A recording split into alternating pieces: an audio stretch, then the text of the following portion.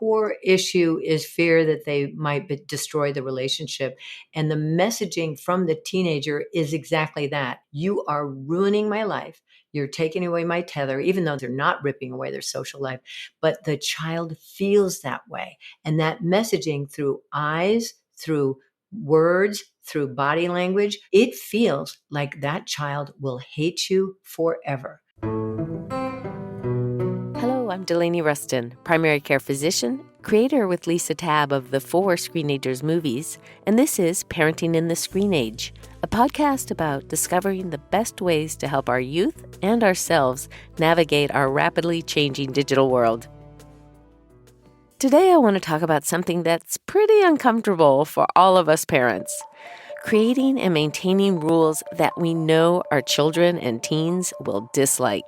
This can be especially challenging when those rules are around redefining boundaries with screen time.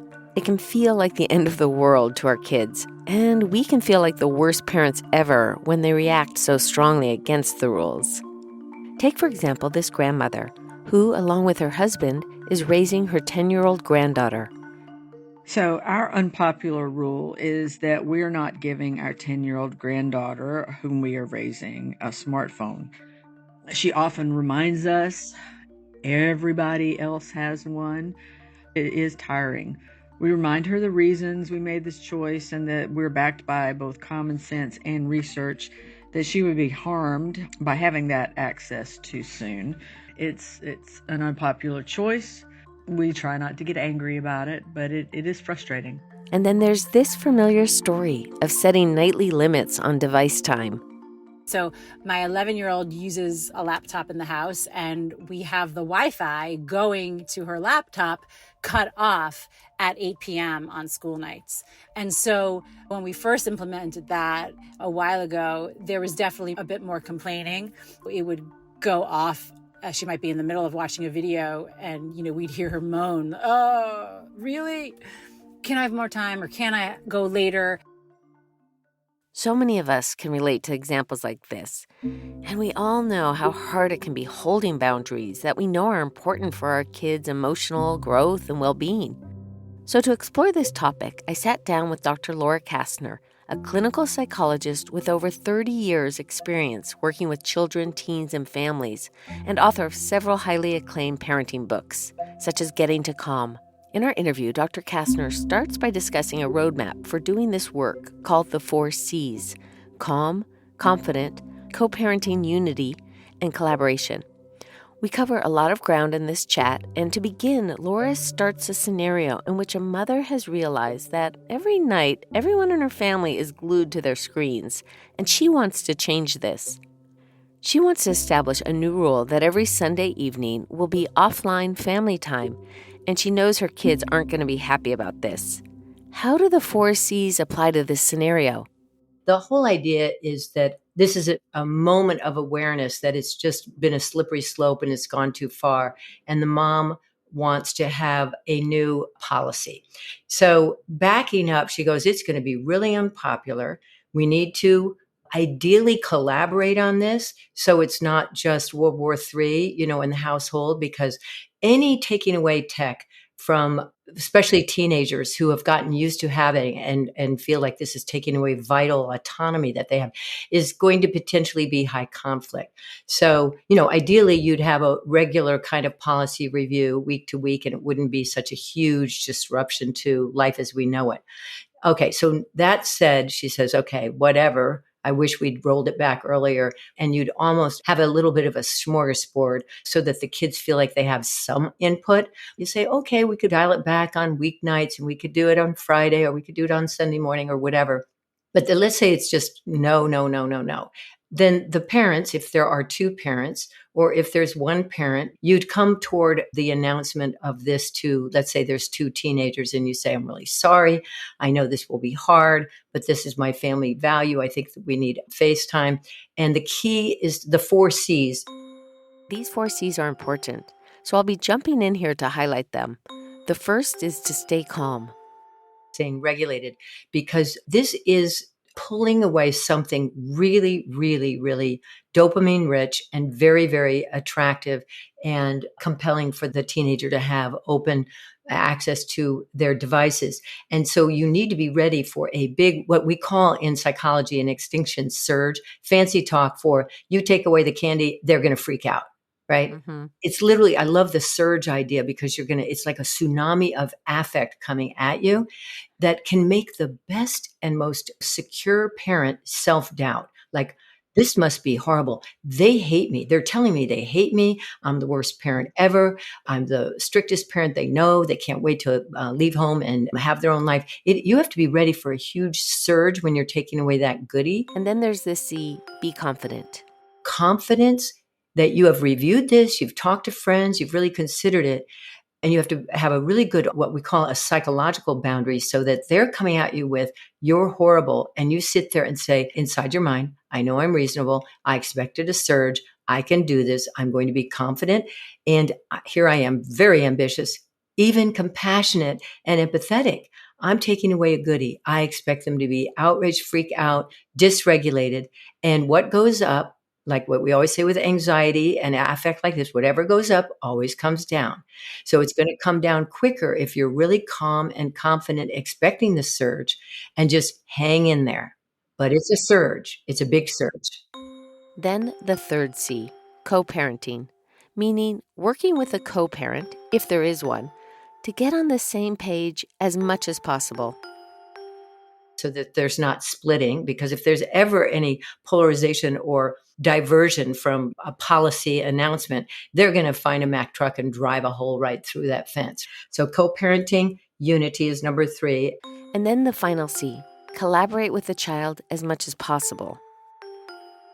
Always with teenagers, if you can get any input, give them choices and have them have some preferences in there that's represented. Now, in a perfect world, your child will come to the table with you and you can reach a boundary that has their full buy-in. How often is that? Sometimes collaboration will not happen, in fact, often, and so you need to know how to prepare for that. We're at this moment where the parent is actually going to kind of lay down the law. Like, we've talked about trying these different ways or whatever. But now and then a parent's going to say, look, Sunday night, I really want to do this and we're going to do this. Mm-hmm. So I'm just saying as this scenario, as opposed to, well, a full collaboration. Absolutely. The last ditch, I just got to do it. And it could be, we're talking about technology, but it could be, no, you can't go to the Gorge at that rock concert with all your friends. It could be that I'm not going to let you go to that co-ed sleepover party. It could be a lot of things where you're just going, I've looked at all the data. I've looked within myself. I really would ideally negotiate something, but sometimes we just give bad news and expect that surge of contempt and outrage. And I am empathetic to that kid. That feels absolutely disastrous. So I expect a surge. And you say that as a parent, that I know this is really hard. I know that's important to you. Yeah. So I know, sticking to our case, I know Sunday nights you have a lot of homework and you have a lot of things. Like, they're going to want to push back and be good debaters. But this is like, we can talk the details later if you want. But collaboration might be, what time are we going to put devices away on Sunday night? There's always room for a little bit of their input. Would you agree that's a good way to say it? Absolutely. There's, of course, many ways teens' reactions can play out, and we have to be ready for the fact that it cannot feel good. One could be, fine, but I'm not even going to talk to you. That I'm going to get you back. I'm going to be on strike. And you go, oh, gosh, well, I hope there's an opening over many Sunday nights where you might change your mind, but I'll have to live with that. You don't want to go, oh my God, it won't work if they go on strike. Or you say, oh, maybe you'd like to have a friend over. We'll have board games, maybe it won't be 100% just family. See, they're all little ways you could say, I'm compassionate about what this means for you. I like that. Yes. And that's wonderful. An interesting point I discussed with Laura is the potential risk of holding a family meeting to announce an unpopular rule. Well, the meetings I find in my vast experience, by the time I see a family, lots of times meetings have gotten really bad reputations. because unfortunately parents have conducted them with a little naivete that they're going to sit down and have kumbaya and make deals. And they have meetings when there's bad news, not just good news, like, hey, I think you should have more gaming time. And hey, I think you should have more freedom. Said no parent ever at one of these meetings, you mean? If I'm trying to get them back, I often like to do that kind of surprise thing. If I can get parents on my side to, hey, we got to do some rehab on your meeting. It's always bad news and fighting, right? And that's that. I have to tell you, Delaney, that's usually what I find is that meetings don't go well because it's bad news and they don't like negotiating tech or chores or homework or curfew. And so it ends up with fights and a bad reputation. Yeah. And let me just say to that point, when I work with families around starting Tech Talk Tuesdays or some variation for weekly short check-ins, I say start for 3 weeks just talking about the positives of technology. Share some fun little videos. Yes. Make them fun, and therefore, moving forward, always start with something positive about technology and then talk about an issue. It could be societal one week. It could be not about the family rules all the time. I would have assumed in this situation with this young two teens that you might just say, hey, look, we got to talk, family meeting time. And your point is often those have been done consistently about a negative thing. And so already, even if you're being calm and doing all this work before the meeting, their cortisol levels are high and the defenses are up. And so what would be another way to then approach it? Just go in and sit on the couch with them and say, hey. Lean against the kitchen counter, make it not feel like an ambush. But a lot of people would say, I meant to have that talk, whatever it is, whether it's about drugs or sex or anything, and say, we just can't find the time. So that's its own challenge sometimes with busy time. So that's why people resort to declaring that there's got to be a meeting. But sometimes it's just saying, look, we're going to talk about tech. It's going to be tonight before dinner or after dinner so that at least they get some calories in them, and then just do it. Where there is a will, there is a way. That's what I say. With all these people say, we just didn't have the time. I said, you can find it if you want to. It may not be ideal, but you look for at least they're fed, they're slept, they're not at their worst. But sometimes you just got to do it. More after this break. Before we dive back in, I wanted to let you know about our 4 Screenagers documentaries, which focus on helping kids and teens navigate the challenges of this digital age. We created these films to be screened in schools and at community events. Over 20,000 hosts have shown them thus far. Along with the movies, we provide discussion guides, promotional materials, and other tools so that you can easily organize a truly impactful event for your community. And if your school wants to use the movies in the classroom, we have options for that too, along with a full curriculum of lesson plans designed for various grade levels. To learn more about the movies or inquire about becoming a host, visit screenagersmovie.com. There's a link in the show notes. Now back to the show. Before we get into a specific technique about how to bring this topic up, can you just think of you're doing family therapy, let's say, with just the parents or couples therapy who are dealing with a teenager who they know they're going to have a conversation like this. What do you often hear from parents? Often the biggest challenge is polarization, that there's a history of one parent being the compassionate one that wants to uphold the quality of the close, affectionate relationship. And the other one says, hey, we got to lower the boom. We got to have some boundaries and limits. So the first thing is I got to get back to that number 3, which was co-parent unity. I got to work on getting them on the same page so that when they go in with the policy, they are tight as ticks. One of the things that we psychologists talk about behind closed doors is the irony that parents spend so much time dug in around their different belief systems. We need to care about their feelings versus, as if it's a versus and not a both and.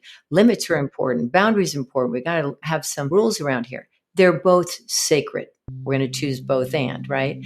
And so we explain to parents that over time, if you came to the middle on policies, you'd probably, because of crowdsourcing brains, be ideal. And if you give up some ground on both sides, you're going to do a lot better than if you keep dug in around your principles. So a lot of this is just to validate that it's completely natural to end up divisive on things because of this. These are our precious sacred babies. What's more sacred on the planet? And the high emotion, and then being dug in over time where you feel like your position hasn't been supported by the co-parent, right? And you're saying that it makes the positions actually even go further out and more dug in, just given the anxiety in the system. Yeah, and the nature of polarization, I always say, it always sounds profound to me, but maybe not to others. Polarize is a verb, meaning if you count hundreds of thousands, millions of interactions over time, let's say the kids are 12 and 14 years, hundreds of thousands of millions of little interactions. If we have these different positions as two parents, we're pushed apart over time and it gets worse. I feel undersupported by the tyrant, so I'm going to talk about the relationship and my child's feelings. He's going to look at this mess that's occurring with indulgence and protectiveness and rescue. And he's going to say, look at this mess. And the kid has no limits. There's a lack of rules and expectations. And they are both right. They need love and limits. They don't want to polarize. So what they both want is a better outcome for their teenager. So you validate both perspectives and say, okay, now let's pull it back with both, a value on both.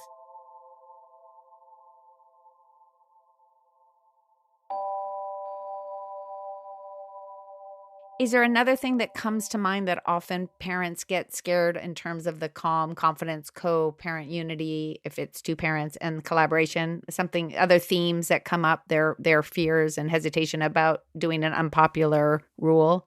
Yeah, absolutely. When it really comes down to it, even if the parent, let's say there's a parent, I'll think of the one this week where she knew there should be a natural consequence for sleeping in and responsibility for the morning routine. And if she misses the ride, then she needs to take the bus. And the father said, absolutely not. You know, she needs to get to school. I'm going to rescue her. I don't care what you say. So that father might be angry about we're in this mess in the first place, and angry that their child has school refusal and a lot of anxiety. I mean, we're treating a lot of things here, but when you get to the core of even his anger at his daughter, his anger at his wife, he's afraid. He's worried for how the things are turning out for his daughter. He's worried about what she's going to go through, whether she's going to be hopping mad that he won't rescue her or that he'll lose all relationship with her. In this case, he wanted to be the one to rescue. So again, completely understandable that he's afraid, especially when a child is angry and doing that extinction surge. You know, extinction means you're going to stop. That's extinction. You're going to stop rescuing. She's going to be flipping mad, right? Mm-hmm. So he's going to have to be really strong and supported, not criticized by the mother, which he was in this situation being very criticized for being the softie. He needs support from her about how hard it is for him.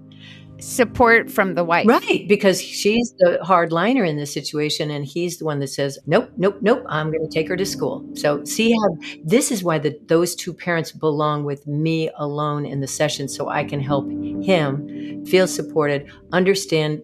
Technically, we call this over-accommodation and overprotectiveness because he's going to basically not have a policy, and she needs to be more responsible for the morning routine, getting up, getting to the ride or to the bus or whatever.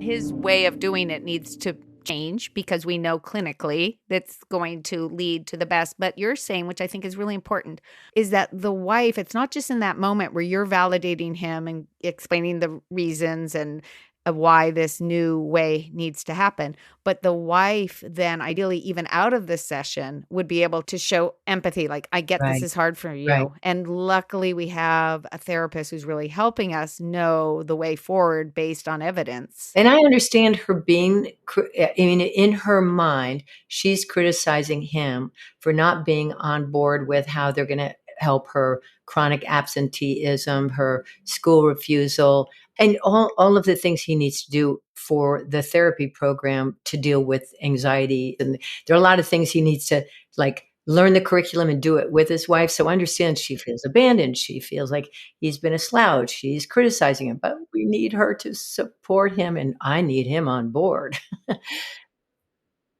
I guess I'm just trying to summarize that as a big point. The first one, it's when the parents aren't in unity and they're really polarized is one of the big issues. One of the parents isn't on board. And so having empathy for that person, and they have to trust that even if a child is mad at them, your point is, yes, it's totally fine. It makes sense they're mad, but you have to trust in the relationship and they're going to actually move through it because life is ultimately going to get better in most situations. Right. I can imagine what also happens is because of the fear of doing the work or a little bit of ambivalence in them, that when it comes to the collaboration part, they start just kind of backpedaling on actually saying, we're going to do this. And, I always go to the core issue, which is fear. This has been years in the making. It's not going to be weeks in the unmaking. It's really, really hard. And the core issue is fear that they might destroy the relationship. And the messaging from the teenager is exactly that. You are ruining my life. You're taking away my tether, even though they're not ripping away their social life. But the child feels that way. And that messaging through eyes, through words, through body language, it feels like that child will hate you forever. It takes a lot of strength to, hold your boundary and hold your calm and hold that resolute commitment to, no, I got to dial this back. I got to trust the loving relationship I've had for 14 years is not out the window, even though all the messaging from the teenager is just that.